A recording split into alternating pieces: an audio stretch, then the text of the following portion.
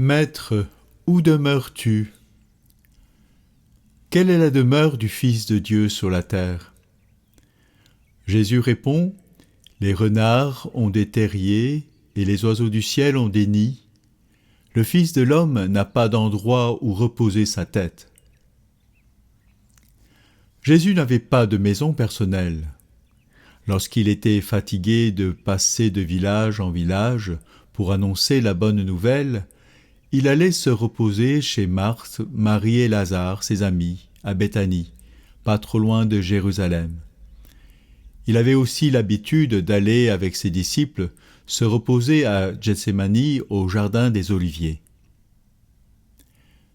La question d'André et de Jean, « Où demeures-tu » a un sens beaucoup plus profond en fait chez l'évangéliste Saint Jean.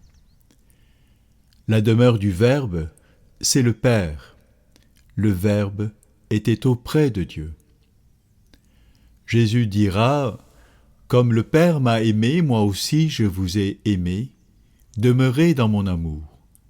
Si vous gardez mes commandements, vous demeurerez dans mon amour, comme moi j'ai gardé les commandements de mon Père, et je demeure dans son amour. » En Jean chapitre 15, verset 10.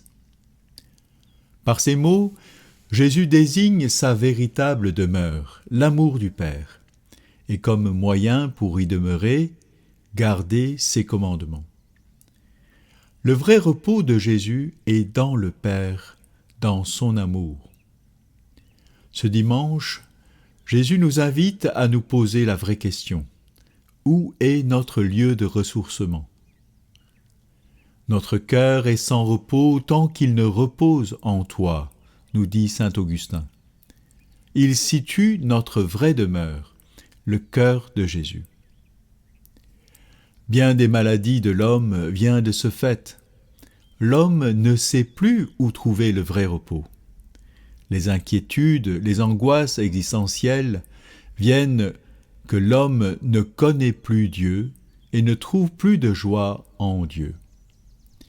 Il ne sait même pas que Dieu est présent à sa vie, à son cœur, et que Dieu demeure toujours en lui comme dans son temple.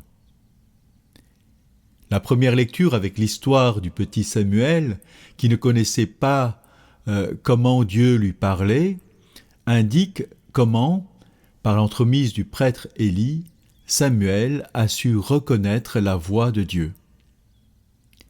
Nous avons besoin parfois d'un Père spirituel qui nous aide à discerner la parole de Dieu au milieu de tant de voix dissonantes. Parce que nous vivons la plupart du temps en dehors de nous-mêmes. Pourtant, saint Paul nous dit que nous sommes le temple de Dieu. Mais quand nous sommes si souvent arrachés à cette intériorité, à cette présence de Dieu en nous, les bruits de la ville, la musique en permanence, les soucis des affaires du monde nous éloignent de Dieu et nous laissent à nos peurs, à nos inquiétudes. Seigneur, ta parole ce dimanche nous aide à te redonner la place en nos cœurs. Apprends-nous comment demeurer auprès de toi, Jésus, auprès de ton amour, afin que notre joie soit parfaite. Amen.